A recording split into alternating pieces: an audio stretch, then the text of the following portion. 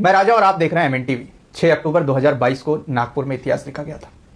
मोहन भागवत को नागपुर छोड़कर भागना पड़ा था और वही इतिहास फिर 22 फरवरी 2026 को दोहराया जा रहा है। क्या मामला है, पूरा मामला जानने की हम कोशिश करेंगे। हमारे साथ बहुजन मुक्ति पार्टी के राष्ट्रीय अध्यक्ष, युवा विंग के राष्ट्रीय अध्यक्ष डॉक्टर अनिल माने सर हैं। सर, सबसे पहले तो आपका हमारे चैनल पर स्वागत है। धन्यवाद सर। अगर देखा जाए बीते दिनों तो 6 अक्टूबर 2022 को नागपुर में एक आंदोलन हुआ। सड़कों पर लाखों की संख्या में लोग थे और आरएसएस का हेडक्वार्टर घेरने की बात कर रहे थे और ऐसे में मोहन भागवत को नागपुर छोड़कर तुरंत भागना पड़ा था। ऐसी जानकारी हमारे पास आई थी। ये सही जानकारी है। तो आज फिर यही मामला सोशल मीडिया में फिर से वायरल है कि हम लाखों लोग 22 फरवरी को नागपुर की ओर आरएसएस का हेडक्वार्टर घेरने के लिए जा रहे हैं। किन मुद्दों को लेकर आरएसएस का हेडक्वार्टर घेरने के लिए जा रहे हैं? क्योंकि जो सोशल मीडिया में और तमाम जगह जो पोस्टर्स वायरल हुए उसमें आपकी भी तस्वीर है कि आप उसका नेतृत्व कर रहे हैं अपने पार्टी से, आपके संगठन। तो क्या मामला है, किन मुद्दों को लेकर आप आरएसएस का हेडक्वार्टर घेर रहे हैं? देखिए, 6 अक्टूबर 2022 को मेश्राम साहब के नेतृत्व में आरएसएस के हेडक्वार्टर का घेराव हुआ था। हाँ। तो रोहतक में मेश्राम साहब का कार्यक्रम था। रोहतक में ब्राह्मणों ने फरसा निकाला। कानपुर में बामसेप का राज्य अधिवेशन होने नहीं दिया। उत्तर प्रदेश में बीजेपी की सरकार, हरियाणा में बीजेपी की सरकार। तो मेश्राम साहब ने कहा ये मुझे रोकने का प्रयास कर रहे हैं, मैं इनका नाक दबाता हूं तब ये मुंह खोलेंगे। तो आरएसएस के हेडक्वार्टर को घेरा। मोहन भागवत नागपुर में था। आरएसएस के लोग ताला लगाकर भाग गए और नागपुर के इतिहास में पहली बार ऐसी घटना हुई कि महाराष्ट्र का जो मुख्यमंत्री है फडणवीस, वो होम मिनिस्टर भी था, गृह मंत्री भी था, आज भी मुख्यमंत्री है, गृह मंत्री है। 8000 पुलिस फोर्स लगाया था। कितना? 8000 पुलिस फोर्स लगाया था। नागपुर के इतिहास में पहली घटना है। और तब से लेकर दिसंबर तक वो हमारे साथ में पंगा नहीं ले रहे थे, लेकिन उन्होंने फिर से हमारे बामसेप के राष्ट्रीय अधिवेशन को रोकने का प्रयास किया। बामसेप के राष्ट्रीय अधिवेशन को आरएसएस के लोग कैसे रोक सकते हैं? आरएसएस के लोग कैसे रोक सकते हैं? आरएसएस की सरकार है, सरकार द्वारा रोका गया, सरकार द्वारा रोका गया। हमारी मैदान की परमिशन 2 महीने पहले से मिली थी, हमारे पोजीशन में थी। जिसकी सरकार होती है उसका प्रशासन होता है। तो सरकार ने, सेंट्रल गवर्नमेंट ने, बीजेपी के गवर्नमेंट जो उड़ीसा है उसको बताया, उड़ीसा के गवर्नमेंट ने वहां प्रेशर बिल्डअप किया। आंदोलनी जानकारी हमें प्राप्त हुई कि सेंट्रल गवर्नमेंट बीजेपी ही रोकने में लगी थी और आरएसएस के कहने पर। तो क्या है, हमने जो सब्जेक्ट रखे थे ना, 82 सब्जेक्ट थे। सामाजिक, आर्थिक, किसानों के रेफरेंस में थे, महिलाओं के रेफरेंस में थे, युवाओं के रेफरेंस में थे, ईवीएम के विरोध में थे। और ये जो राष्ट्रीय अधिवेशन होने जा रहा था बामसेप का 2 दिन का 42वां, वो पिछड़े वर्ग की जाति आधार गिनती को लेकर समर्पित था। और भारत मुक्ति मोर्चा का 15वां राष्ट्रीय अधिवेशन जो था, जो होने वाला था, वो इलेक्ट्रॉनिक वोटिंग मशीन के विरोध में समर्पित था। वो भूचाल आने वाला था जागृति का। पिछड़ों की जाति आधार गिनती का मामला ये सब्जेक्ट ही रखा था। ईवीएम के खिलाफ सब्जेक्ट चलाने वाला था। राष्ट्रीय अधिवेशन में बहुत सारा माहौल क्रिएट हुआ था। तो इलेक्ट्रॉनिक वोटिंग मशीन के विरोध में जो जनजागृति हो रही देश भर में, अभी बीजेपी के विरोध में सारे लोग हैं, केवल उनके समर्थन में ईवीएम मशीन है। और नरेंद्र मोदी अगर पिछड़े जाति का प्रतिनिधित्व करते तो सुप्रीम कोर्ट में पिछड़े की जाति आधार गिनती नहीं होनी चाहिए इसलिए हलफनामा नहीं देते। 340 बच्चे ओबीसी के हायर रैंक से हायर क्वालिफाइड 2017 में हुए थे, मसूरी में ट्रेनिंग ले रहे थे। नॉन क्रिमिनल की मर्यादा सामने रखते उनको सिंगल आउट कर दिया। अगर पिछड़ों का प्रतिनिधित्व होता तो ऐसी हरकत नहीं करता। दूसरा मुद्दा, हमारे आंदोलन के कारण मेश्राम साहब ने 25 मई को भारत बंद किया था पिछड़ों की जाति आधार गिनती को लेकर।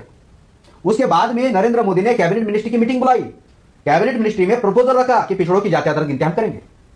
नरेंद्र मोदी का अगर 56 इंच का छीना है तो पिछड़ों की जाति आधार गिनती करने में डर क्यों है? तो नरेंद्र मोदी सरकार नहीं चला रहा है, तो सरकार जो है वो मोहन भागवत नागपुर से चला रहा है।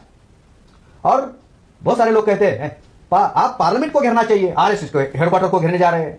तो हम कह रहे भाई, पार्लियामेंट में अगर कानून बनता जनता के विरोध में तो पार्लियामेंट को घेरते। कानून तो नागपुर हेडक्वार्टर से बन रहा है ना, कानून नागपुर हेडक्वार्टर से बन रहा है, तो इसलिए हम घेराव नागपुर हो गए। लेकिन सर, अगर आप नागपुर के हेडक्वार्टर के घेरने जा रहे हैं तो पिछले बार भी वहां पर कुछ ऐसी गतिविधियां हो रही थी कि आरएसएस के लोग आपके क्राउड में घुसकर, क्योंकि हम वो आंदोलन को कवर कर रहे थे हमारे चैनल के माध्यम से, तो घुसकर वहां पर गाड़ियों के कांच तोड़ने की कोशिश कर रहे थे या कुछ ऐसी गतिविधियां कर रहे थे। तो इस बार भी ऐसा हो सकता है कि आरएसएस बजरंग दल के कुछ गुंडे घुस के वहां पर कुछ दंगे करने की कोशिश? पूरे दुनिया को पता है, पूरे दुनिया को पता है बामसेप जो लड़ाई लड़ता है वो गैर संवैधानिक लड़ाई नहीं लड़ता है।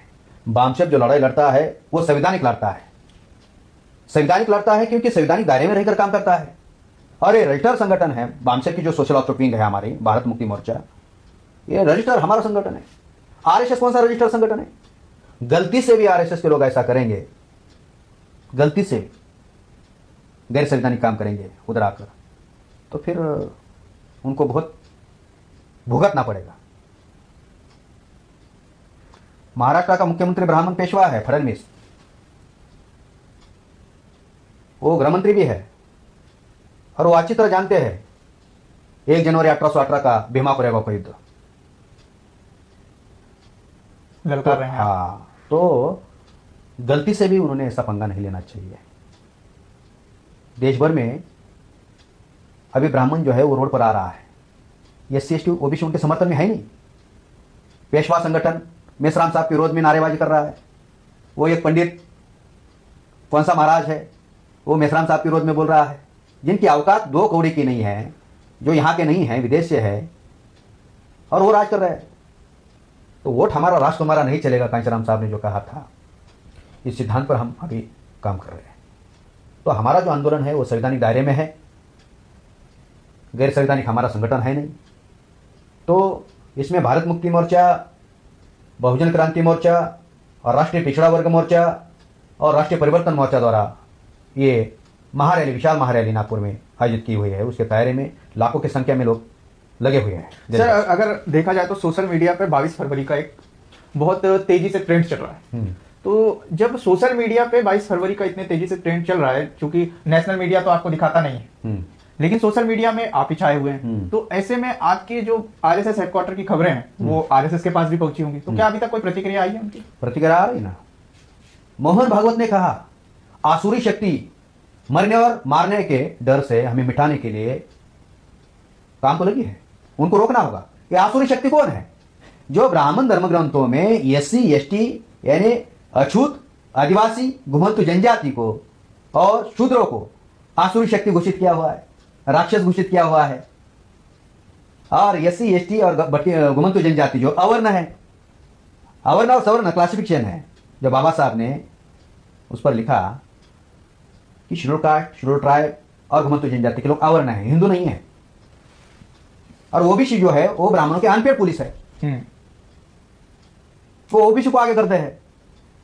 लेकिन ओबीसी भी राष्ट्रीय पिछड़ा वर्ग मोर्चा के जागृति के कारण, बामसेक के जागृति के कारण वहां से निकल रहा है। तो मोहन भागवत की जो प्रतिक्रिया है, आसुरी शक्तियां, तो उन्होंने ये तो मान्य किया कि एससी एसटी ओबीसी माइनॉरिटी की एक शक्ति बन गई है और मजबूत शक्ति ही मजबूत शक्ति का मुकाबला कर सकती है।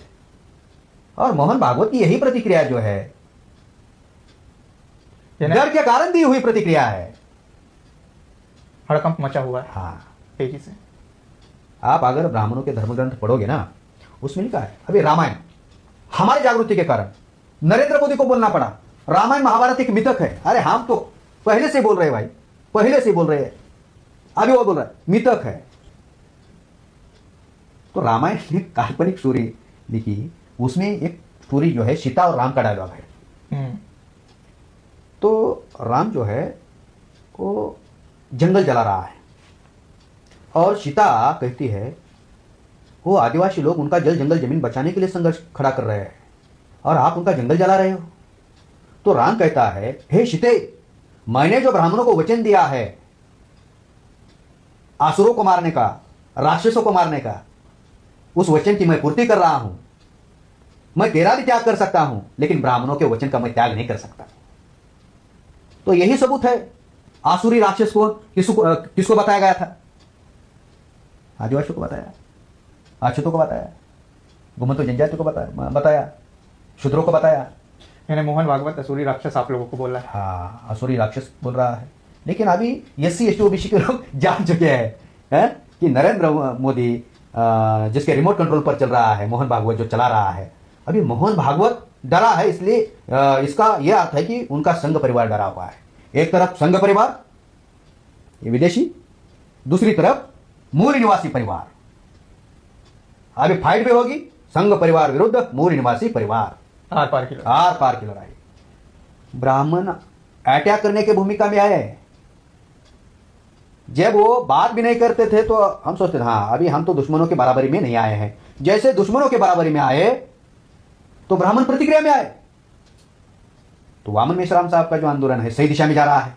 भले इलेक्ट्रॉनिक मीडिया, प्रिंट मीडिया हमें ब्लैकआउट कर रहा है, हाइड कर रहा है, हाईलाइट नहीं कर रहा है, लेकिन सोशल मीडिया से अभी यह हमारा आंदोलन और कारवा मेश्राम साहब के नेतृत्व में चल रहा है, उसको कैसे रोकेंगे?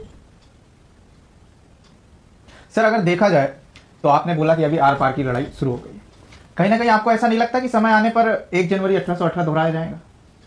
देखिए वो समय समय की बात है, लेकिन हम जो ये लड़ाई लड़ रहे हैं वो संवैधानिक दायरे में लड़ाई लड़ रहे हैं, क्योंकि तब तलवारी का जमाना था, अभी कलम का। आज कलम का जमाना है।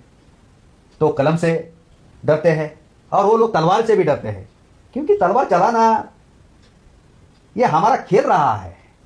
हमने तलवार म्यान करके रखा है, इसका यह अर्थ नहीं है कि हम चलाना भूल गए हैं, लेकिन संविधान है, इसलिए संवैधानिक दायरे में रहकर हम हमारा आंदोलन करना चाहते हैं, परिवर्तन करना चाहते हैं। उनको भी राइट है, वो भी करे, हमें भी संविधान ने राइट दिया, हम भी कर रहे हैं।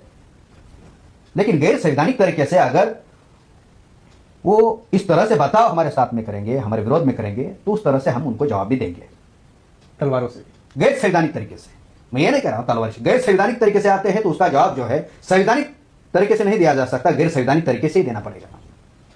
दोस्तों जब SC ST OBC माइनॉरिटी ने तलवार उठाई तो इतिहास बना दिया, कलम उठाई तो भी इतिहास बना दिया, अब RSS इनको ललकार रही है। क्या होता है 22 फरवरी को आप बने रहिए, देखते रहिए। सर आपने